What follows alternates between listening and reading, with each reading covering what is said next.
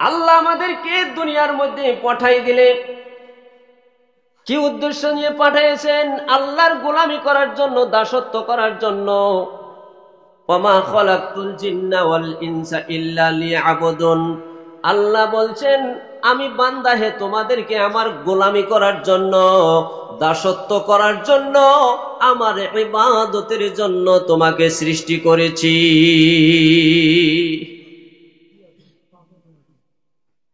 কিন্তু নাই, ইবাদত নাই, উদ্দেশ্যবিহীন ভাবে আমরা কাজ করে যাচ্ছি। আমার আল্লাহ পাক জাল্লে শানু পরওয়ারদিগার আলম আমাদেরকে খুব ভালোবাসেন। আমরা যাতে জাহান্নামী হয়ে না যাই। মৌলানা মোস্তফা সাহেব বলেছেন, ফারিকুম ফিল জান্নাতি ওয়া ফারিকুম ফিস সাঈর। কাল কিয়ামতের দিন একদল মানুষ জাহান্নামী হবে, আর একদল মানুষ জান্নাতের সুন্দর বাসস্থানে উপনীত হয়ে যাবে। বেশি দল হবে না। দুনিয়ায় তো আমরা বহু দল, দলের কোনো শেষ নাই। হিন্দু, খ্রিস্টান, ইহুদি, নাসারা দেখবেন প্রত্যেকেরই দল। এক সময় মুসলমানের কোনো দল ছিল না। বর্তমান গোটা বিশ্ব জগতে আমরাও মুসলমান দলে বিভক্ত হয়ে পড়েছি। এই গ্রামের মুসলমান অন্য গ্রামের মুসলমানকে দেখতে পায় না, এই গাঁয়ের মুসলমান অন্য গাঁয়ের মুসলমানকে দেখতে পায় না, এই বাড়ির মুসলমান অন্য বাড়ির মুসলমানকে দেখতে পায় না, এই আলেম ওই আলেমরে দেখতে পায় না, ওই মুফতি ওই মুফতিকে দেখতে পায় না, ওই হাফিজ ওই হাফিজকে দেখতে পায় না। জোরে জোরে বলেন ঠিক কিনা নাই? খালি অহংকার ভিতরে আমাদের। আল্লাহ সেই জন্য পবিত্র কোরআনে জানিয়ে দিলেন, বান্দারে তুমি দুনিয়ায় গিয়ে অহংকারে পতিত হয়ে গেলা, জানো না তুমি কি ছিলে? হাল আতা আলাল ইনসানি হিনুম মিনাদ দাহরি লাম ইয়াকুন শাইআম মাযকুরা। জোরে বলুন আল্লাহু আকবার। বাংলা অসুবিধা হইতেছে না? আমারই কিছু অসুবিধা লাগতেছে বাংলা ওয়াজে। আমরা আসাম দেশের বাসিন্দা, জোরে কোন ঠিক না বে ঠিক? মাতৃভাষা আমাদের অসমীয়া লিখে দিয়েছি সেন্সাসের মধ্যে। আমরা অসমীয়া কালচারের দিকে যত যাব আমাদের জাতি তত এগিয়ে যাবে।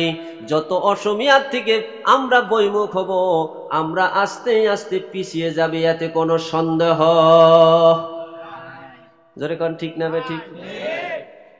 আমার বন্ধু সকল, আমার মা বোন এসেছে, হয়তোবা কিছু সময় আমি মা বোনদের ওয়াজ যখন করব, মা বোনেরা অনেক মা বোন আছে তারা বাংলা সঠিকভাবে বোঝে না। সব বুঝে? তাহলে তো আর কোনো চিন্তাই নেই।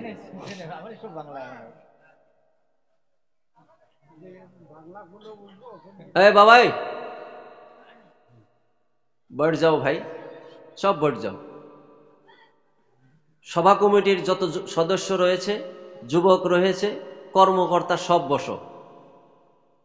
তোমরা এত পরিশ্রম করছো আজকে 15 দিন যাবত, তোমরা সভা না শুনে যদি খালি গড়ো তাহলে তোমাদের পরিশ্রম করার কি লাভ হইল? কথাক্ষণ ঠিক না ভাই ঠিক? এই সবার জরিয়া করে গ্রামের যে যুবকরা ধর্মসভা দিছে তারা যদি মানুষ হয়ে যায়, নামাজি হয়ে যদি হয়ে যায়, তবেই তো সবার সাকসেসফুল হবে। আর যদি যেই মদাফি সেই, যেই গাজারু সেই, যেই ভাঙারু সেই, যেই শিকরখোর সেই শিকরখোরি, তাহলে ধর্মসভা দিয়ে কোনো লাভ আছে? কথা বলেন, লাভ আছে? আমার বন্ধুগণ, আমার মা বোন সকল, আল্লাহ রব্বুল ইজ্জাতুল জালাল তিনি পাক কালামে বলে দিলেন, হাল আতা আলাল ইনসানি হিনুম মিনাদ দাহরি লাম ইয়াকুন শাইআম মাযকুরা। ইন্না খলাকনাল ইনসানা মিন নুতফাতিন আমশাজ নাবতালিহি ফাজআলনাহু সামিআম বাসীরা। ও মানুষ, দুনিয়ায় গিয়ে তুমি রূপের অহংকার, টাকার অহংকার, গৌরবের অহংকার, ডিগ্রির অহংকার, শক্তির অহংকার, তুমি যে এই বাহুবল, তোমার বিল্ডিং, ঘর বাড়ি, মাটি, জমা জমি, গাড়ি ঘোড়ার অহংকার দেখাইতেছ, তুমি বরত্ব মহত্ব দেখাতেছ। একটা সময় তোমার এমন টাইম অতিবাহিত হয়ে গিয়েছে যেই সময়টার বিষয়ে তোমার কোনো জ্ঞান ছিল না।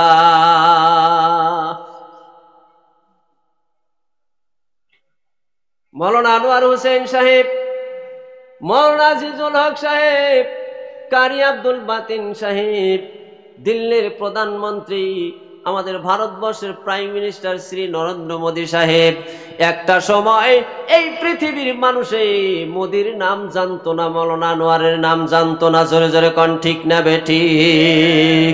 আমার আল্লাহ জাল্লে শানু পরওয়ারদিগার আলম তিনি পাক কালামে জানিয়ে দিলেন, ইন্না খলাকনাল ইনসানা মিন নুতফাতিন আমশাজ। আমি আল্লাহ, ও মানব জাতি, আমি আল্লাহ রব্বুল ইজ্জাতুল জালাল তোমাদেরকে এক কাতরা পানি থেকে তোমাদের অযুত সৃষ্টি করেছি। একদম দুর্বল জিনিস দিয়া। পানি দুর্বল না? কথা কোন দুর্বল না? একদম দুর্বল জিনিস দিয়া আল্লাহ বলেন, একবারে দুর্বল বস্তু দিয়ে আমি আল্লাহ তোমাদেরকে সৃষ্টি করেছি।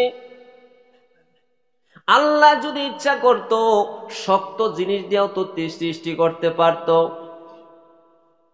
আল্লাহ ইচ্ছা করলে লোহা দিয়া বানাইতে পারতো, পারতো কিনা নাই? আল্লাহ ইচ্ছা করলে রূপা দিয়া বানাইতে পারত, আল্লাহ ইচ্ছা করলে স্বর্ণ দিয়া বানাইতে পারত, আল্লাহ ইচ্ছা করলে হীরা মণি মুকুতা দিয়ে আমাদেরকে আল্লাহ তৈরি করতে পারত। জোরে কোন পারতো কিনা নাই? এতে কি আল্লাহর স্বর্ণে কম পড়তো নাকি? কথা কন। আল্লাহর সোনা কম পড়তো? রূপা কম পড়তো? ইন্নাল্লাহা গানিয়ুন ওয়া আনতুমুল ফুকারা। আল্লাহ বলেন আমি ধনী, দুনিয়ার সব ফকির। জোরে কোন ঠিক না বেঠিক? কিন্তু আল্লাহ রব্বুল ইজ্জাতুল জালাল একেবারে দুর্বল জিনিস দিয়ে কেন তৈরি করেছেন? কি জন্য আমাদেরকে এত দুর্বল করে তৈরি করলেন? আমার বন্ধুগণ, একটা উদাহরণ দিলে আপনারা বুঝতে পারবেন। একটা সন্তান তার মাকে খুব ভালোবাসেন, খুব মহব্বত করেন, খুব আদর করেন। মা কাছে না থাকলে তার মুঠেই ভালো লাগে না, তার ছটবট ছটবট ছটবট ছটবট ছটবট করে। এরকম সন্তান আছে না নাই? হঠাৎ করে মা খালার বাড়িতে গিয়েছে, হঠাৎ করে মা মেয়ের বাড়িতে গিয়েছে, মামার বাড়িতে গিয়েছে, বা হয়তো কারো বা আত্মীয় স্বজনের বাড়িতে গিয়েছে। আজকে সকালে গেছে, বিকালে আসবে, কিন্তু আসলো না। কালকেও আসলো না, পরশুদিনও আসলো না। ফোনের উপরে ফোন, মা তো আসে না। সন্তানের মন ছটবট ছটবট ছটবট, মাকে না দেখলে থাকতে পারে না। দেখবেন ওই সন্তান ছুটিয়া দৌড়িয়ে গিয়ে ওই মায়ের কাছে ছুটিয়া মাকে বাড়িতে আনার জন্য গিয়েছে। জোরে কোন ঠিক না বেঠিক? কেন? সন্তান মাকে খুব ভালোবাসে। আমার আল্লাহ বলেন, বান্দারে আমি তোদেরকে অত্যন্ত ভালোবাসি। এই দুনিয়াটা গান্দা দুনিয়া, পচা দুনিয়া, খারাপ দুনিয়া। এই দুনিয়ায় তোদেরকে আমি বেশি দিন রাখতে চাই না। অল্প কিছুদিন, সামান্য সময় তোরা দুনিয়ায় থাকবি। আর দুনিয়া থেকে ওই দুনিয়ার জিন্দেগিটা যদি আমি দেওয়া মতেই গঠন করে আসতে পারিস, অনন্ত অনাদিকালের জায়গা জান্নাত, শান্তির বাসরে তোদেরকে স্থান করে দিব। কোন একবার সুবহানাল্লাহ। তাই আল্লাহ পবিত্র কোরআনে বলেছেন, ইন্না খলাকনাল ইনসানা যায়ফা। আমি আল্লাহ তোমাদেরকে অত্যন্ত দুর্বল করে সৃষ্টি করেছি। কোন একবার সুবহানাল্লাহ। আমার বন্ধুগণ, আল্লাহ বলতেছেন দুনিয়ায় রাখবো না। আর আমরা চেষ্টা করতেছি, দুনিয়ার জমিন খামচে ধরেছি, আমরা যাব না। কথা কন ঠিক না বে ঠিক? আল্লাহ বলেন দুনিয়া খারাপ, আয় আয় আয়, ওয়া ফাকিহাতিম মিম্মা ইয়াতাখায়্যারুন ওয়া লাহমি তায়রিম মিম্মা ইয়াশতাহুন ওয়া হুরুন আইন কামসালিল লুলুইল মাকনুন জাযাআম বিমা কানু ইয়ামালুন। আওয়াজ দিয়ে একবার বলেন সুবহানাল্লাহ, নারে তাকবীর। কোটেশন যুক্ত কথা বলার পরে আমি নারায়ে তাকবীর কোয়া লাগবে কে? আপনারা শ্রোতারাই তো কইয়া ফেলাই দিবেন না। কথা বললাম খারাপ? ওয়া ফাকিহাতিম মিম্মা ইয়াতাখায়্যারুন, যত পারো ফল খাও। জান্নাতের মধ্যে ফল দিবে আর ফল দিবে, যত প্রকারের ফল আছে খাও আর খাও। তাফসীরের মধ্যে আসছে সব থেকে যে ছোট ফল হবে বগরি ফল, বড়ই ফল। এই বড়ই ফলটা জান্নাতের মধ্যে সব থেকে ছোট হবে, তাও দুনিয়ার ফল, দুনিয়ার ওজনের 12 মণ ওজন হবে। 12 মণ ওজন। আবার কেউ ওই ফল যখনই ছিঁড়বে, ছিঁড়ার সাথে সাথে ভাঙবে। তাফসীরের মধ্যে আসছে ভাঙ্গার সঙ্গে সঙ্গে ওই ফলের ভিতর থেকে একটা হুর বাহির হয়ে আসবে। কোন একবার সুবহানাল্লাহ। আমরা দুনিয়ার মধ্যে ফল যখন ভাঙ্গি, ফলের ভিতর থেকে যদি পোকা টোকা বাইর হয়, আমরা কিছু কাইপে উঠি কিনা নাই? জোরে কন, কি বাইরেছে? জোরে কন ঠিক না বে ঠিক? ওই মানুষটা ওই রকম চমকে উঠবে, হুর বলবে ভয়ের কারণ নাই, ডরানের কারণ নাই। দুনিয়ার মধ্যে তুমি যখন নির্মা কিনতা বালতি ফিরে দিত, দিছে না বালতি ফিরি? কলগেট কিনতা ব্রাশ ফিরে দিয়ে দিত, বিস্কুট কিনতা মগ ফিরে দিত। ঠিক ওই রকম জান্নাতের একটা ফল তুমি ছেড়ার জন্য আল্লাহ রব্বুল ইজ্জত আল জালাল খুশি হইয়া আমি এই হুরকে তোমার জন্য হাদিয়া দিয়া দিছে। কোন সুবহানাল্লাহ। ওয়া হুরুন আইন কামসালিল লুলুইল মাকনুন ওয়া ফাকিহাতিম মিম্মা ইয়াতাখায়্যারুন ওয়া লাহমি তায়রিম মিম্মা ইয়াশতাহুন। আল্লাহ বলেন জান্নাতের মধ্যে আমি তোমাদের কি পাখির ভুনা মাংস দেব? খালি পাখির মাংস, ভুনা মাংস? এই আয়াতের ব্যাখ্যা আমি করব না, লম্বা সূরা ব্যাখ্যা আছে। আমার বক্তব্য অন্যদিকে আছে। আমার বন্ধুগণ, আমি সেদিকে তাড়াতাড়ি চলে যাব। আমার মুরব্বিয়ান সকল, মা বোন সকল, আল্লাহ বলেন আমি জান্নাতের ভিতরে আমি তাদেরকে ফল দিব, জান পাখির ভুনা মাংস দিব। শুধুমাত্র তাই দিয়ে বসায় রাখবো না, সুন্দর সুন্দর বিছনা দিব, খাবার দিব, ঘর দিব। তারপরেও তো তাদের জীবন সঙ্গিনীর প্রয়োজন হবে। আল্লাহ বলেন হুরুন আইন, আমি আল্লাহর পক্ষ থেকে দীপলিপি বিশ্ব সুন্দরী নয়, আমার মনে দুনিয়ার সুন্দরী তার থেকেও বড় সুন্দরী।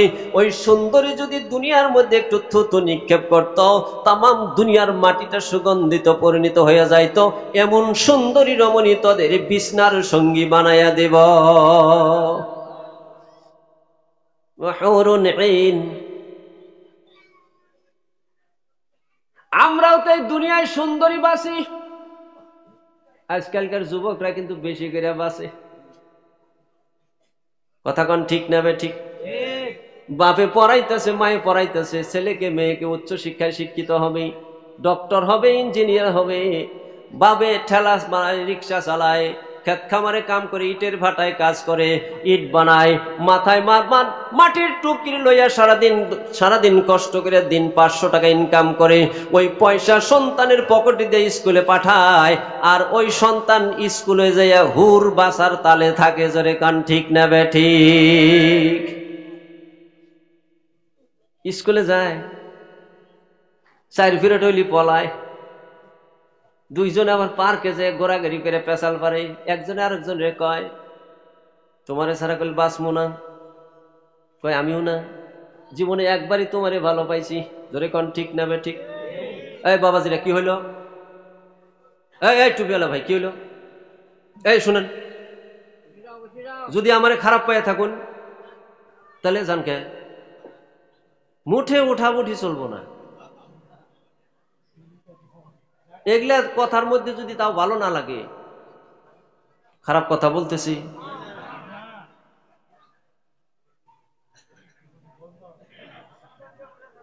একদম বন্ধ। সুবহানাল্লাহ কোন। এম থেকে আপনি গুয়াহাটি যাইবেন, গাড়িতে উঠছেন, গুয়াহাটি আপনি রওনা হয়ে গেছেন, গাড়িতে উঠছেন, ওঠার পরে আপনার প্রসাব লাগছে, গাড়ি গুয়াহাটি না যাওয়া পর্যন্ত থামাইব না, নিয়ম নাই। এন থেকে গুয়াহাটি কয় ঘন্টা লাগবে? 2.5 ঘন্টা 3 ঘন্টা। গাড়ি তো থামাইবই না, প্রসাব তো লাগছেই, আপনি কি করবেন? ঠোঙ্গা সঙ্গা নিয়ে যায় উনি কাম কাজ ছাইরা নিবেন নাকি? মুঠেই সম্ভব না। দাঁতে মুখে কামড় দেখো, খালি জিকির করবো ঘটি ঘটি, তাড়াতাড়ি ঘটি। জোরে খান ঠিক না ব্যাঠিক? 2.5 ঘন্টা বাসের মধ্যে আপনি দাঁতে মুখে কামড় দিয়ে থাকলেন, সব কিরকম পাবেন? পাওয়া যাবে। আর এই জায়গায় যদি আপনি মাত্র 1 ঘন্টা যদি আপনি প্রসাব লাগছে, পায়খানারও কিছু ভাব হয়েছে, বিড়ির নিশা হয়ে গেছে, সাদার নিশা হয়ে গেছে, শিকরের ভাব দিলের ভিতরে যাচ্ছে, অমনি আপনি একটু শক্ত করে বসে আছেন, আপনি বসার সওয়াব তো পাবেনই, আল্লাহর রাস্তায় জিহাদ করার মতো সওয়াব আপনার আমলনামায় আল্লাহ লিপিবদ্ধ করে দিবে। কন্যা একবার সুবহানাল্লাহ। আমি বলতে গিয়েছিলাম, ওই সন্তান স্কুলে গিয়ে নটর পটর, 2 বন্ধু একজন আরেকজনের কয় তোমারে ছাড়া বাঁচবো না, তোমারই আমি প্রথম ভালো পাইছি। আপনি ব্যাকগ্রাউন্ডা খবর নিয়ে দেখবেন, ওই মেয়ে আরো 5 জনের সাথে ট্রিটিং মাইরাইছে, এতে কোনো সন্দেহ নাই। জোরে বলেন ঠিক কিনা নাই? আমার আল্লাহ বললেন এমন হুর তোমাকে দেওয়া হবে কামসালিল লুলুইল মাকনুন, যেই হুর লুকায়িত মুক্তা, পৃথিবীর কোন মানুষ স্পর্শ দূরের কথা, তাদের চেহারাটা পর্যন্ত কোন মানুষ দেখে নাই। জোরে জোরে কানসিন সুবহানাল্লাহ, নারায়ে তাকবীর। অসুবিধা পাইতেছে আমার বন্ধুগণ? আমার আল্লাহ জাল্লে শানু পরওয়ারদিগার আলম 2টা জায়গা আমাদের জন্য তৈরি করে রেখে দিয়েছেন। একটি হলো জাহান্নাম। জাহান্নাম বড় ভয়াবহ জায়গা, যেখানে মানুষকে দেওয়া হবে, মানুষ জাহান্নামের মধ্যে যাওয়ার পরে সেখানে পূর্বে নিজের ঘামের মধ্যে হাবুডাবু খাবে। প্লাস্টিক একটা আগুনের মধ্যে দিলে যেরকম পুইরা ওই প্লাস্টিকের মধ্যেই আগুন লাগিয়া যায়, ওই প্লাস্টিকের শরীরের মধ্যে আগুন লাগে, আগুন ফুটতে থাকে। আর আমার বন্ধুগণ আবার শেষ হয়ে যায়। এইভাবে জাহান্নামের আগুনটা মানুষটার জন্য ভয়াবহ হয়ে যাবে, আর জান্নাত মানুষটার জন্য শান্তির বাসর হয়ে যাবে। জোরে বলেন ঠিক কিনা নাই? আমার বন্ধুগণ, আমার মুরব্বিয়ান সকল, আল্লাহ জাল্লে শানু পরওয়ারদিগার আলম আল্লাহ দুনিয়ার মধ্যে আমাদেরকে পাঠিয়ে দিলেন, গান্দা দুনিয়া জাহান্নামের জন্য তৈরি করে নাই। আমার আল্লাহ পাক জান্নাতের জন্য তৈরি করেছেন। পবিত্র কোরআনে কারিমে 2টা কর্মসূচি আল্লাহ পাক দান করেছেন, 2টা কাজ দান করেছেন। এই 2টা কাজ যদি আমার আপনার দ্বারাই অনুষ্ঠিত হয়, এই 2টা কাজ যদি আমি আর আপনি সমাধান করতে পারি, আমার আপনার জীবনে যদি বাস্তবায়ন করতে পারি, তাহলেই তো ওই জান্নাতের উপযোগী আমি হয়ে যাব। খালি এমনি হলে হবে না। আপনারা ইট বানান, ইট বানানোর অভিজ্ঞতা আপনাদের আছে। ইটটা বানান, কাঁচা মাটিগুলো পাথার থেকে নিয়ে আসেন, তারপরে আস্তে আস্তে ইটগুলা মারেন, মাটিগুলা মারেন, মাইরা তারপরে চাইনা ওই ইটটা একটা ফর্মার মধ্যে মাটিটা দেন, দেয়া ওই ফর্মাটা মাটির মধ্যে ঢালিয়া দেন, তারপরে আস্তে আস্তে শুকায়। শুকানোর পরে আস্তে আস্তে যখন ওই মাটির ভিতরে কোনো রস না থাকে, টন করে, তারপরে সারি সাজায়া ভিতরে ফাঁকা জায়গাগুলার মধ্যে কয়লা দিয়া যখন উপযুক্ত হয়ে যায়, আগুন লাগাইয়া দেন। আস্তে আস্তে পুড়তে ইটটা একদম মানে টনটনা হয়ে যায়, রং পরিবর্তন হয়ে যায়। পরিবর্তন হওয়ার পরেই ওই ইটের দ্বারাই নিজেদের বাড়ি ঘর বিভিন্ন কাজকর্মের মধ্যে নিয়োজিত করা হয়। জোরে কোন ঠিক না বেঠিক? আমার বন্ধুগণ, সাধারণ কথা, আমাকেও আর আপনাকেও এই দুনিয়ার মধ্যে কাদা মাটির মতো করে আমাদেরকে শানতে হবে, আমাদেরকে তৈরি হতে হবে, মেহনত করতে হবে। মেহনত করতে করতে আমাদের রং পরিবর্তন করে আল্লাহওয়ালা রঙে পরিবর্তিত হতে হবে। নবীওয়ালা রঙে যদি আমরা পরিবর্তন হই তবেই তো জান্নাতের উপযোগী আমরা হতে পারবো। জোরে বলেন ঠিক কিনা নাই? আল্লাহ পাক পবিত্র কোরআনে জানিয়ে দিয়েছেন কয়টা কাজ করতে হবে। ওয়াম্মা মান খাফা মাকামা রাব্বিহি ওয়া নাহান নাফসা আনিল হাওয়া ফাইন্নাল জান্নাতা হিয়াল মাওয়া। সুবহানাল্লাহ ওয়ালহামদুলিল্লাহ ওয়া লা ইলাহা সুবহানাল্লাহ ওয়ালহামদুলিল্লাহ ওয়া লা ইলাহা সুবহানাল্লাহ ওয়ালহামদুলিল্লাহ ওয়া লা ইলাহা। ऐ रब तेरे महबूब का दीवाना बना दे, ऐ रब तेरे महबूब का दीवाना बना दे, दीवाना बना कर मुझे परेशान बना दे, दीवाना बना कर मुझे परेशान बना दे। सुभान अल्लाह वल्हम्दुलिल्लाह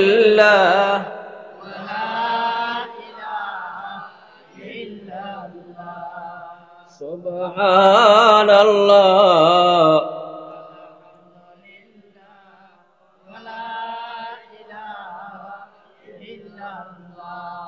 सुभान अल्लाह वल्हम्दुलिल्लाह वला इलाहा। আমার মুরব্বিয়ান সকল, আমার মা বোন সকল, খুব লম্বা আলোচনা করব না। পবিত্র কোরআনে কারিমের ভিতরে আমার আল্লাহ দুইটা কাজ দিলেন। ওয়া আম্মা মান খাফা মাকামা রাব্বিহি ওয়া নাহান নাফসা আনিল হাওয়া ফাইন্নাল জান্নাতা হিয়াল মাওয়া। এক নম্বর কাম আল্লাহ রাব্বুল ইজ্জাতুল জালাল দিয়ে দিলেন। ওয়া আম্মা মান খাফা মাকামা রাব্বিহি, যে সকল মানুষ আমি আল্লাহর কাছে আসতে হবে, এই ভয়ের নীতি যারা অবলম্বন করেছে, আল্লাহর কাছে যাওয়া লাগবে। প্রত্যেকটা পল অনুপল, সেকেন্ড বাই সেকেন্ড, প্রত্যেকটা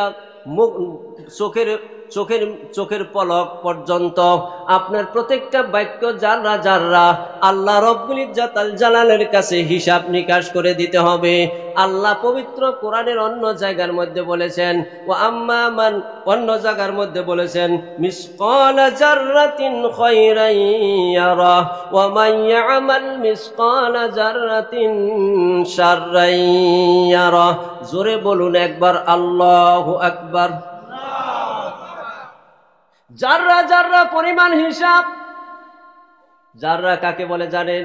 তাফসীরের মধ্যে লিখেছে যেটা চোখে দেখা যায় না, তিনটা দিক লিখেছে। একটা হচ্ছে একটা শস্যকে 70 অংশ করলে 70 ভাগের 1 ভাগ যতটুকু হয় তাকে বলে একটা জাররা। আর একটা হলো পিপিলিকার পায়ের গোড়ালির নিচে যতটুকু জায়গা হয় সেটা হচ্ছে একটা জাররা। আর 3 নম্বরে মুফাসসিরিন কিরামগণ তুলে ধরেছেন, আপনি দেখবেন বিকাল বেলা সূর্য রশ্মি যখন, মানে সূর্য রশ্মিটা যখন একদম হালিয়া যায়, আবার সকাল বেলা যখন ফটফটা সূর্য রশ্মিটা ওঠে, আপনার ঘরের মধ্যে যদি কোনো ফুটা থাকে, ওই ফুটা দিয়ে যখন সূর্য রশ্মিটা ঘরের ভিতরে প্রবেশ করে, ওই রশ্মির ভিতরে দেখবেন কতগুলো ধূলি কণা দেখা যায়, যায় না? ধূলিকণা দেখা যায়, যেটা খালি চোখটা দেখা যায় না। ওই ধূলিকণাটা যত পরিমাণ, মুফাসসিরিন কিরামগণ বলেন ওই ঠিক তদ্রুপ অতখানি পরিমাণ যদি কারো গুনাহ থাকে, কারো যদি পাপ থাকে, কারো যদি অন্যায় থাকে, আল্লাহ রব্বুল ইজ্জাতুল জালাল কঠিন কিয়ামতের দিন সেটুকু আল্লাহ উপস্থাপন করে দিবে। আবার আল্লাহ বলেন অতটুকু পরিমাণ ভালো কাজ যদি কারো থাকে, এই ধর্ম সময় 10টা মিনিট আমি বসলাম। একটা দিন ফকিরকে আমি 1টা টাকা দিয়েছিলাম, একদিন আমি ফকিরকে একটু নজর করে আমি একটু আফসোস করছিলাম। আফসোস করি কিনা নাই? একটু আফসোস করছিলাম। একজন ভিখারি বাড়ির সামনে এসে খানা খাওয়ার জন্য আবদার করেছিল, আমি হাফ ভাত খেয়ে আধা খানি আমি ফকিরকে দিয়ে দিয়েছিলাম। আমার মনে নাই, আমার মনে নাই। আমার আল্লাহ বলেন কাল কিয়ামতের দিন বান্দারে আমি আল্লাহ সেটা তোমার সামনে উপস্থাপন করে দিব।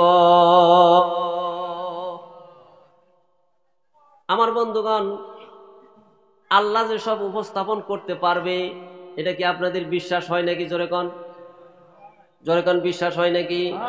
আল্লাহ পবিত্র কোরআনে বলেছেন কিরামান কাতিবিন, দুই কান্দে দুইজন ফেরেশতা, কিরামান কাতিবিন, দুইজন ফেরেশতা লিপিবদ্ধ করতেছে। জোরে বলেন ঠিক না বেঠিক? আবার আল্লাহ বলেন সূরা নাবার ভিতরে ওয়া কুল্লা শাইইন আহসাইনাহু কিতাবা, তোমার জীবনের সমস্ত কিছু আমি আল্লাহ লিপিবদ্ধ করে রেখে দিয়েছি। তারপরে আল্লাহ বলেন ইযা যুলজিলাতিল আরদু জিলজালাহা ওয়া আখরাজাতিল আরদু আসকালাহা ওয়া ক্বালাল ইনসানু মা লাহা ইয়াওমা ইযিন তুহাদ্দিসু আখবারাহা।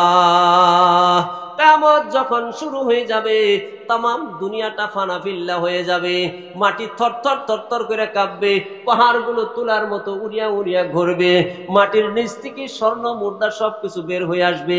আল্লাহ জমিনকে বলবো, জমিন তোমার ভিতরে যা কিছু লুকায়িত রয়েছে সবকিছু তুমি বের করে দাও। জমিনের উপরে দাঁড়িয়ে আমি আর আপনি যা কিছু করেছিলাম সবকিছু জমিন কিয়ামতের দিন আল্লাহর কাছে সব বলিয়া দিবে। কোথায় আমি চুরি করেছিলাম, কোথায় টাস খেলাইছিলাম, কোথায় আমি থিয়েটার দেখতে গিয়েছিলাম, কোন জায়গায় দাঁড়ায় দাঁড়ায় কোন কার সাথে আমি খারাপ গল্প করেছিলাম, আমার আল্লাহ রব্বুল ইজ্জাতুল জালাল সবকিছু কাল কিয়ামতের দিন জমিনের কাছ থেকে নিয়ে নিবে। এবার বলেন তো আমাদের পলানের কোনো রাস্তা আছে নাকি? জমিনের ভিতরে রেকর্ডিং ক্ষমতা আছে না নাই? জোরে বলেন আছে না নাই? আওয়াজ দিয়া বলেন আছে না নাই? আমার বন্ধুগণ, আমরা তো কোরআন বিশ্বাস করি, অবশ্যই বিশ্বাস করবো। আমি একটা বৈজ্ঞানিক থিওরি দিব আপনাদের কাছে। এই আয়াত যখন বিজ্ঞানীগণ পেল, বিজ্ঞানীগণ বলল আমরা অত সহজে বিশ্বাস করি না। ওই জমিন এক টুকরো মাটি নিয়ে তারা গবেষণাগারের মধ্যে ল্যাবরেটরিতে দিয়ে দিলেন। দিনের পর দিন, রাত্রির পর রাত্রি তারা গবেষণা করতে করতে করতে করতে করতে করতে জমিন থেকে এমন একটি বস্তু তারা পেয়ে গেলেন যে জিনিসটার নাম হলো সিলিকন সিস। আর সেই সিলিকন সিস দিয়ে বর্তমান বিশ্বের সব থেকে কর্মক্ষম জিনিস কম্পিউটারের হার্ড ডিস্ক তৈরি করেছে। কম্পিউটার যে তৈরি হয়েছে আমার বন্ধু, মাটির থেকে কম্পিউটার তৈরি। যারা নাকি কম্পিউটার সায়েন্স পড়েছেন তারা জানেন, ইঞ্জিনিয়ারিং যারা পড়েছে তারা জানে কম্পিউটার সায়েন্স কোথার থেকে তৈরি হলো। এই মাটির থেকে মূল উপাদান তারা নিয়েছিল। আমার বন্ধুগণ, কম্পিউটারের এই দুনিয়ার মানুষ যদি মাটির থেকে সংগ্রহ করে একটা কম্পিউটার তৈরি করতে পারে, আমার আল্লাহ জাল্লে শানু পরওয়ারদিগারে আলম আমার আপনার কার্যগুলো মাটির মধ্যে রেকর্ডিং করে রাখতে পারবে কিনা নাই? সাধারণত আমরাই তো দেখি, বুজুর্গানের দিন বলেছেন, আমাদের আলেম উলামাগণ আগে দেখেছি, আমাদের বুজুর্গ ব্যক্তিগণ আগে বলেছে যে যেই জায়গায় মসজিদের দাঁড়ায় তুমি ফরজ পড়বা, সুন্নতরা একটু দূরে গিয়া পড়ো, নফলরা একটু দূরে গিয়া পড়ো। এর কারণটা কি? কারণ হলো এইটাই, ওই ফরজটা তুমি যেই জায়গার মধ্যে সেজদা দিয়েছ, কিয়ামতের দিন ওই মাটি সাক্ষ্য দিবে আব্দুর রহমান আব্দুল মালিক আমার উপরে সেজদা দিয়েছিল। তুমি নফলটা আরেক জায়গায় পড়ো, সুন্নতটা আরেক জায়গায় পড়ো, মাটির সাক্ষ্যর সংখ্যা বেড়ে যাবে, আল্লাহ তোমাকে নাজাত করে দিবে, এতে কোনো সন্দেহ নাই। অসুবিধা হইতেছে? আমার আল্লাহ বললেন, সুবহানাল্লাহ বলেন, আমি আল্লাহর কাছে তোমার আসতে হবে, দুনিয়ার সমস্ত হিসাব নিকাশ আমি তোমাদের কাছ থেকে নেব, 1 সেকেন্ড ছাড় দেওয়া হবে না। এই ভয়ে আল্লাহর কাছে যে যেতে হবে, এই ভয়ে আমাদের অন্তঃকরণের ভিতরে আছে কি না নাই? কথা কন, এই ভয় আমাদের মধ্যে আছে না নাই? আরো জোরে বলেন। আল্লাহরে আমরা ভয় করি কিনা নাই? আরো জোরে বলেন। সত্যি ভয় করি? কে কে আল্লাহরে ভয় করি দেখি? মাশাআল্লাহ, নারায়ে তাকবীর। আমার বন্ধুগণ, আমরা সবাই আল্লাহকে ভয় করি, হাত উঠে দিয়েছি। এবার বলেন তো, আল্লাহর যে মানি, আল্লাহর যে ভয় করি, আমাদের এই মানা আর ভয় করাটা মুখে না বুকে? ওয়াজ তো কেবল করব, এই মানাটা আমাদের মুখে না বুকে? জোরে বলেন। সবাই এক বাক্যে বলেছেন আমরা আল্লাহকে মানি বুক দিয়া, মুখ দিয়া না। এটা তো আমাদের মানে জাতিগত স্বভাব। আমরা সব সময় নিজেরে বড়, নিজেরে সত্যবাদী বিলা প্রমাণ করতে চাই। জোরে কোন ঠিক না বেঠিক? দুনিয়ায় তো মৃত্যুক, কবরেও মৃত্যুক বলবো, হাসরের দিন আল্লাহ যখন বলবে পর এ করা, পর তোর আমলনামা পর, যখনই বড় গুনার কাজ দেখবে তখনই কইব আল্লাহ এটা আমি করি নাই, এটা আমি করি নাই। যখন মানবেই না, আল ইয়াউমা নাখতিমু আলা আফওয়াহিহিম ওয়া তুকাল্লিমুনা আইদিহিম ওয়া তাশহাদু আরজুলুহুম বিমা কানু ইয়াকসিবুন, তখন বুকটার মধ্যে সেলাই করে দিব, স্টাপসিল মেশিন দিয়ে আঠা মাইরা দিয়ে দিবে, হাতের জবান খুলে দিবে, পায়ে গাওয়াহি দিয়া সাক্ষী দিয়া কইব বেটা চুরি করছে, হাসা। বাঁচবার উপায় নাই। আমার বন্ধুগণ, আমি যে বললাম আল্লাহরে আমরা বুকে মানি, বুকে মুখে নয়। আমি বলবো মিথ্যা দাবি, এ দাবি আমাদের সত্য নয়। সমাজে, গ্রামে, অঞ্চলে মাত্র 5 জন 7 জন প্রত্যেক গ্রামে গঞ্জে আল্লাহরে আমরা বুক দিয়ে মানি, আর বাকি মানুষের মানাটা হয়েছে মুখে। মুখের বিশ্বাস বুক পর্যন্ত যায় না। ধর্মসভা দিয়েছেন ওয়াজ শোনার জন্য, লম্বা লম্বা কাহিনী কই আমি কান্দায়া থুয়া যাইতে পারবো? নবীজির কাহিনী, উহুদ বদরের যুদ্ধের কাহিনী, সাহাবাদের কাহিনী বললেই এখনই আপনারা কেঁদে দিবেন। আমি সেই দিকে যাই নাই, যেহেতু এটা নসিহতপূর্ণ ওয়াজ, কাটা কাটা কিছু কথা বলে আমি চলে যাব। আমার বন্ধুগণ, আল্লাহকে মানছি আমরা সবাই, বলেছি বুকে, আমি বলছি মিথ্যা দাবি মুখে।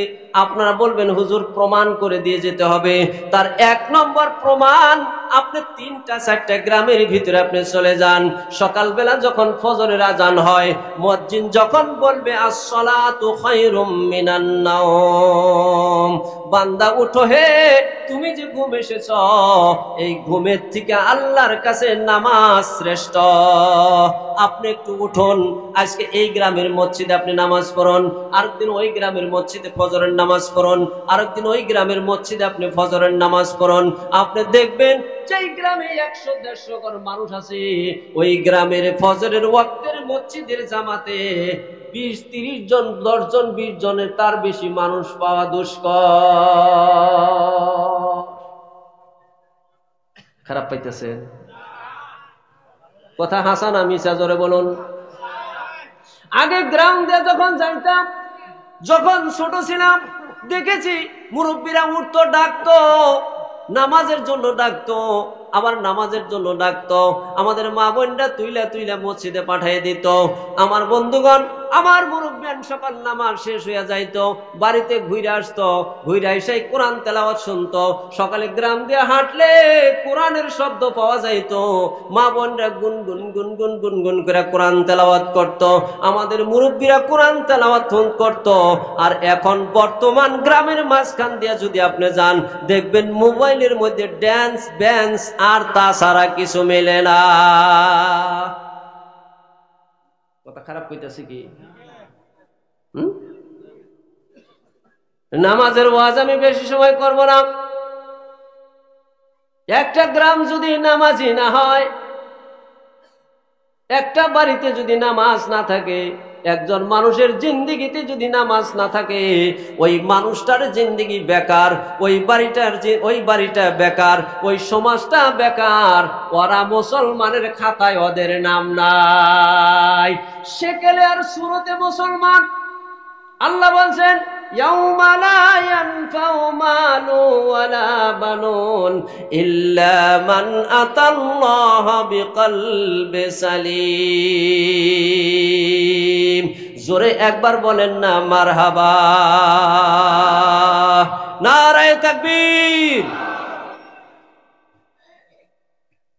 ধন সম্পত্তি, টাকা পয়সা, বিবি বাচ্চা, আল্লাহ বলেন কিছু মাত্র আমি নেব না, ইল্লা মান আতাল্লাহা বিকলবি সালিম। তোমার অন্তরটা তুমি কেমনে করে তৈরি করেছো? তোমার অন্তরের ভিতরে কেরামের মহব্বত আছে নাকি? তোমার অন্তরের ভিতরে ঘুষের মহব্বত আছে নাকি? তোমার অন্তরের ভিতরে কালাধনের মহব্বত আছে নাকি? তোমার অন্তরের ভিতরে হুস্টানের মহব্বত আছে নাকি?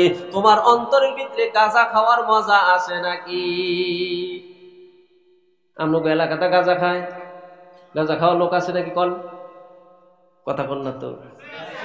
গাঁজা খাওয়া লোক আছে। বাপরে, গাঁজা খায় কিভাবে জানেন? গাঁজা তো খাইব, আবার গাঁজা খাওয়ানেওয়ালা দেখবেন এইভাবে মোষ রেখে দিছে। বাপরে, মোষের সাইজ কি! দুইজনে দইরা থেকে মুড়ি খায়। আবার মোষ চাইছা যদি আপনি ভালো করে দড়ি ভাগ দেন, বন্ধু বান্ধব যাইব। কথা কোন হাসান? আবার গাঁজা খায়। আমাদের যুবকরা বর্তমান গাঁজার নেশায় আসক্ত হয়ে পড়েছে, হিরোইনের নেশায় আসক্ত হয়েছে। আমার বন্ধুগণ, ওই যুবক, ওই মানুষগুলো দেখবেন গাঁজা খাইয়া কইব, বাবা খাজা খাইতেছি গাঁজা, হাইরে মজা, যে করব মানা তার চোখ হইব খান কানা। এই হলো গাঁজা খাওয়ার দোয়া। আজকে তো দোয়া কইয়া দিলাম, কালকের থেকে ঘুষ মেরে দিন জানি।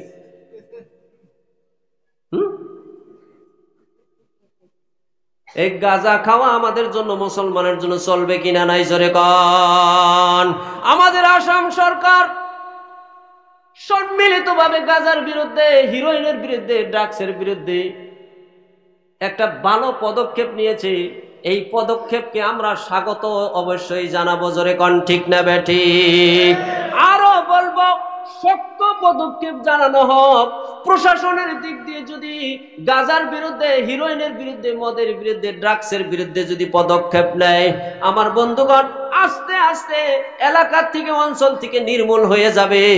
যতই আমরা তেল মারা ভাষণ দেই, পিছন মুড়ার লাঠি না থাকলে কথা তো ঠিক মতে মানে না। প্রশাসন যদি লাঠি চালায় আর আমরা যদি ঠিক মতে ওয়াজ করি, মানুষকে বুঝাই, অবশ্যই গাঁজা, হিরোইন, ড্রাগস এগুলো আমাদের অঞ্চল থেকে বিদায় নিবে, এতে কোনো সন্দেহ নাই। জোরে কোন ঠিক না বেঠিক? কি বলতে গিয়েছিলাম?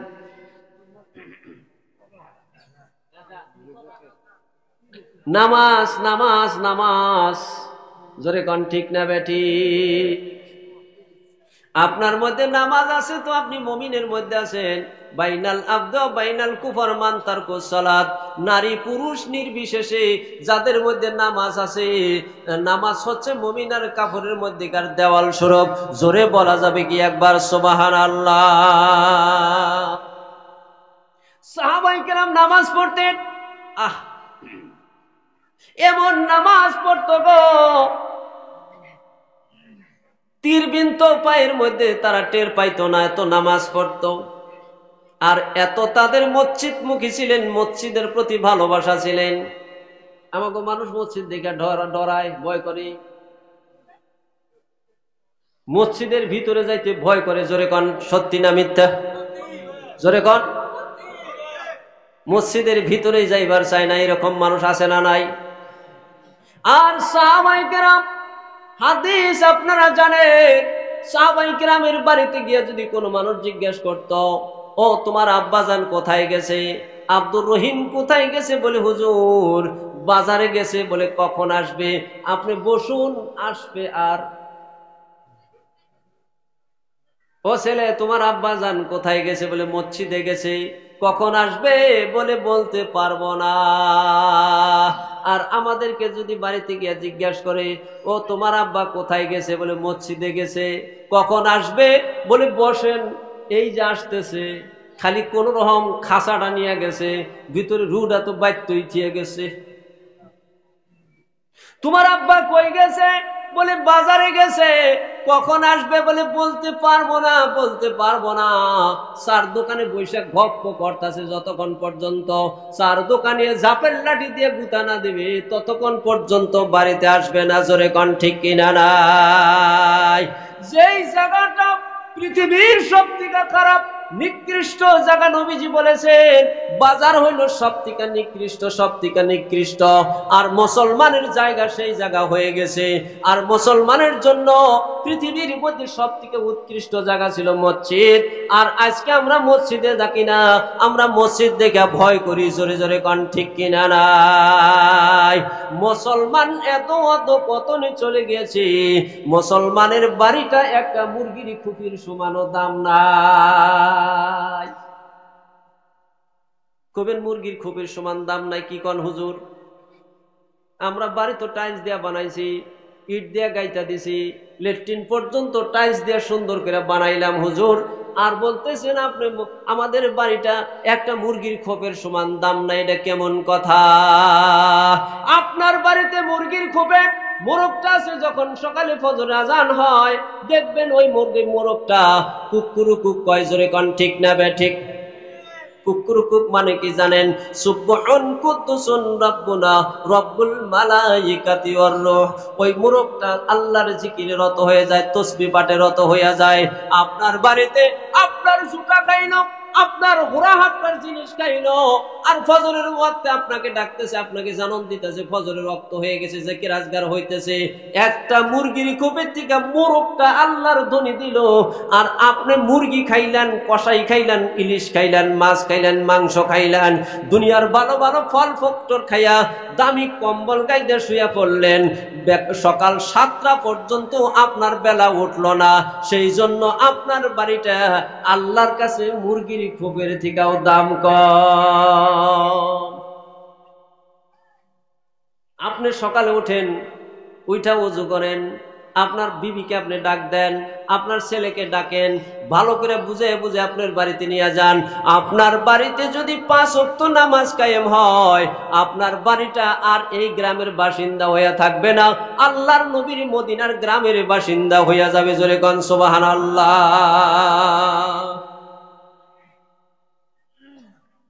আল্লাহর কাছে উপস্থিত হওয়া লাগবে, নামাজ কায়েম করতে হবে বন্ধু। আর 2 নম্বরে আরো একটা জিনিস মহামারী রূপ আমাদের অঞ্চলের মধ্যে ধারণ করেছে। যেরকম আমাদের কোভিড-19 এসেছিল, যারে পাইছে তারে ধরছে, লকডাউন শুরু হয়ে গিয়েছিল। বর্তমান খাঁটি মুমিনের জন্য নিজেকে লকডাউন করে রাখার অবস্থা হয়েছে। নারী সমাজ যেভাবে আমাদেরকে অবাধ আচরণ বিচরণ চলছে, জোরে কোন ঠিক না বেঠিক? আল্লাহুম্মা সাল্লি আলা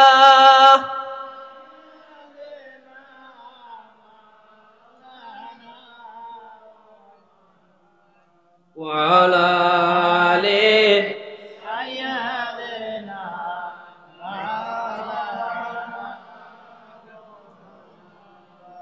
কেহ তোমায় পাগল বলে,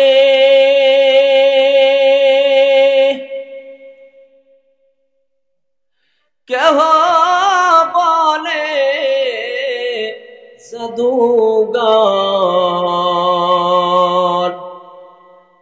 আল্লাহ বলেন প্রিয় হাবিব, তুমি আমার পয়গম্বর। আল্লাহুম্মা সাল্লি আলা সাইয়্যিদিনা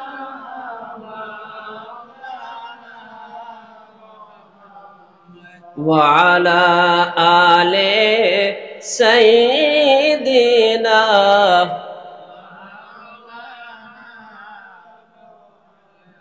আরব দেশে পাগল বেশে ঘুরে একজনা, তাহার পরশে ঘুষলি লোহা, লোহা হয়ে যায় শোনায়। আল্লাহুম্মা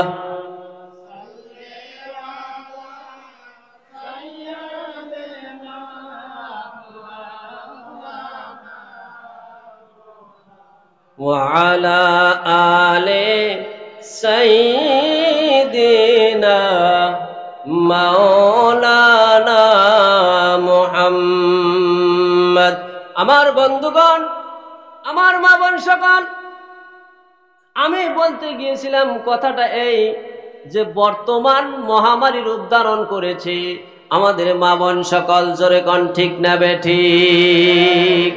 হাটে যান, বাজারে যান, ঘাটে যান, যেই জায়গায় যান শুধুমাত্র বেপরদা নারী আর নারী। কথা বলেন ঠিক কিনা নাই? কিন্তু মেয়েদেরকে আমরা বুঝাইতে পারি নাই, মেয়েদেরকে আমরা জানাইতে পারি নাই একটা মেয়ের কতখানি দাম, তার কতখানি মূল্য, ইসলাম তাকে কতখানি অধিকার দিয়েছে, তার কত মর্যাদা দিয়েছে, এ কথা আমরা তাদেরকে বুঝাইতে পারি নাই। বর্তমান সমাজে আলিম বলেন, উলামা বলেন, বক্তা বলেন, যখনই চেয়ারে বসার পরেই দেখবেন আমাদের মা বোনদেরকে এক বাইটাইলা খালি গালি পারে যে এরা পর্দায় থাকে না, বেহায়া বেহাপনা করে হাট বাজারে ঘুরে আমাদের ইজ্জত নষ্ট করলো। এই কথাটাই বেশি করে কয়। জোরে কোন ঠিক কিনা নাই? কিন্তু আমি তা বলি না, আমি একটু ভিন্ন। কেন? আমি মওলানা আনোয়ার, ওই মা 10 মাস 10 দিন আমাকে পেটে ধারণ করেছিলেন, মৃত্যুর সঙ্গে যুদ্ধ করে দুনিয়ার মধ্যে আনিয়েছেন। আমি মাদেরকে গালি দিতে পারবো না। একটা মায়ের মর্যাদা ইসলাম বাড়াইয়াই দিছে, বাড়াইয়াই দিছে, বাড়াইয়াই দিছে। জোরে জোরে কান সুবহানাল্লাহ। একজন সাহাবা, নাম তার দাহিয়া কালবি, আল্লাহ নবীর কাছে এসে কাঁদতেছে, নবীজি গো, আমি ইসলাম গ্রহণ করেছি, আমার জীবনের সমস্ত গুনাহ কি আল্লাহ মাফ করছে নাকি? বলে হ্যাঁ, অবশ্যই মাফ করে দিয়েছে। সাহাবা বলেন, হুজুর আপনার কথা তো আমার অবিশ্বাস হয় না। আমার বিশ্বাস হয় 100%, কিন্তু জীবনে এমন একটি গুনাহের কাজ আমার দ্বারাই হয়েছে, আমার মনটাই যে কাঁদছে, ওই গুনাহ আল্লাহ আমার মাফ করছে কিনা নাই। বলে কি গুনাহ? তিনি গল্পটা শুরু করলেন, তিনি কাহিনীটা বললেন যে হুজুর, আমি 12 বছর কাল বিদেশ ছিলাম, বিদেশ থেকে বাড়িতে যখন আমি চলে আসলাম, আসার পরে দেখি আমার বাড়িতে একটা মেয়ে দেখা যায়, ছটফটিয়ে ছটফটিয়ে, খুব সুন্দর দীপলিপি একটা মেয়ে মানুষ দেখা যায়, চলবল চলবল করে আমার সামন্দা হাঁটে। আমার বিবিকে জিজ্ঞেস করলাম, বিবি রে, এই মেয়েটা কোথা থেকে তুমি পেয়েছ? বিবি বলল, এটা আর কেউ নয়, তুমি বিদেশ যাওয়ার পরে, বিদেশ যাওয়ার আগে আমার গর্ভের সন্তান ছিল, আমি টের পাচ্ছিলাম না, তুমি যখন বিদেশ গেলা তারপরে সন্তানটা আল্লাহ আমাদের জন্য উপহার দিয়েছে।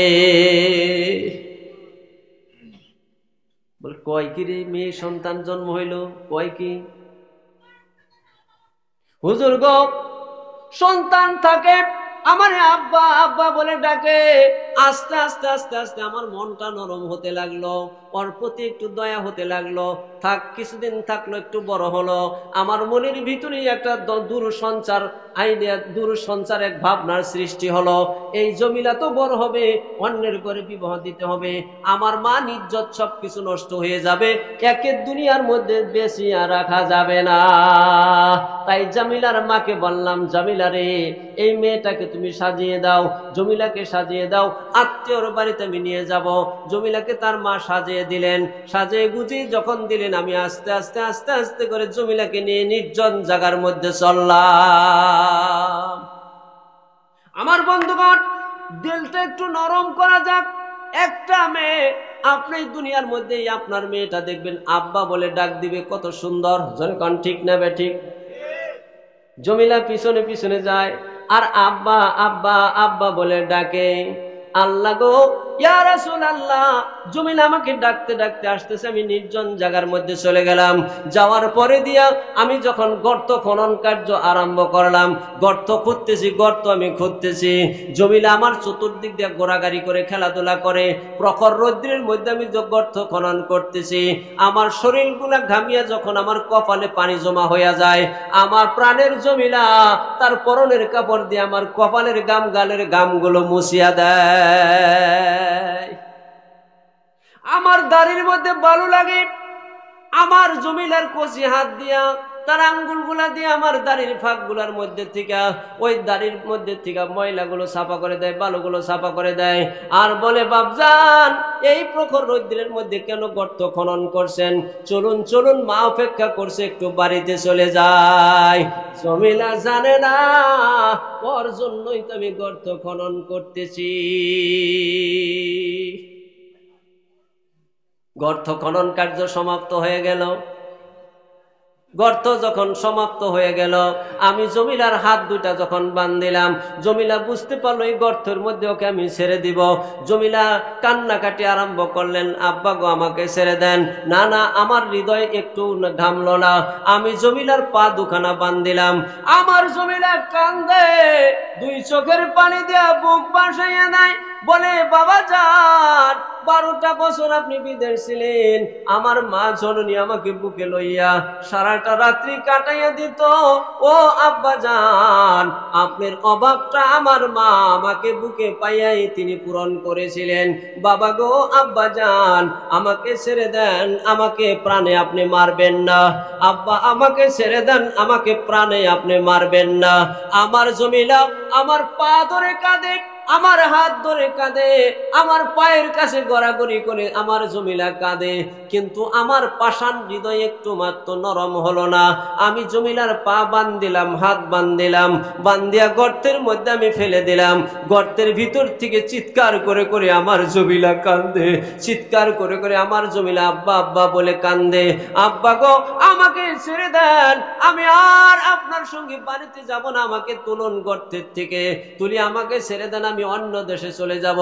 সারাটা জীবন মানুষের বাড়িতে দাঁড়ে দাঁড়ে, দুয়ারে দুয়ারে ঘুরে ঘুরে ঘুরে ঘুরে আমার জীবন নির্বাহ করব। সারা জীবনেও কোনোদিন আপনার সম্মুখে আপনার কন্যা হিসাবে আমি পরিচয় দিব না। আব্বা, আপনি আমাকে মেহেরবানি করে ছেড়ে দেন। হুজুর গো, আমার হৃদয়টাই একটু নরম হলো না। আমি একটা পাথর হাতের মধ্যে নিলাম, নিয়া আমার জমিলার বুকের মধ্যে জোরে সরে মেরে দিলাম। আমার জমিলার কাঁচা বুকটা ফেটে কলিজা বের হয়ে রক্ত ফিঙ্গে বের হয়ে গেল। আর ওই মুখ দিয়ে একটা ডাক বের হলো, আব্বা আব্বা। হুজুর গো, আজ আমি যখন কোন জায়গা দিয়ে যাই, আমার জমিলা মনে হয় আমার পিছন থেকে আব্বা আব্বা বলে ডাকছে। হুজুর গো, এই গুনাহ বুঝি আমার মাফ হবে না? রহমতের নবী কাঁদতেছেন, দুই চোখের পানি গিরগির গিরগির করে পড়তেছে। আরে, মানুষ এরকম অন্যায় কাজ করতে পারে নাকি? আমার নবী মসজিদে নববীতে চলে গেলেন, গিয়া তামাম উম্মতদেরকে বলে দিলেন, আমার উম্মতরা শুনেনি রে, শুনেনি, আমার উম্মতরা শুনেনি, মেয়েদেরকে তোমরা মেরো না, মেয়েদেরকে তোমরা কষ্ট দিও না, মেয়েদেরকে তোমরা আঘাত দিও না। কেননা আমি নবী মেয়ের বাবা, আমি নবী মেয়ের বাবা। ফাতেমা আমার মা। একটা ঘরে একটা মেয়ে যখন জন্মগ্রহণ করবে, আল্লাহ একটা মেয়ে দিল না, ওই ঘরে একটা জান্নাত দিয়ে দিল। দুইটা মেয়ে দিল তো দুইটা জান্নাত দিয়ে দিল। তিনটা মেয়ে দিল, তিনটা জান্নাত দিয়ে দিল। আমার নবী বললেন, ওই তিনটা মেয়েকে দিন শিখালো, কোরআন শিখালো, ইসলাম শিখালো, দিনদার ছেলের সঙ্গে সৎ পাত্রস্থ করে দিল।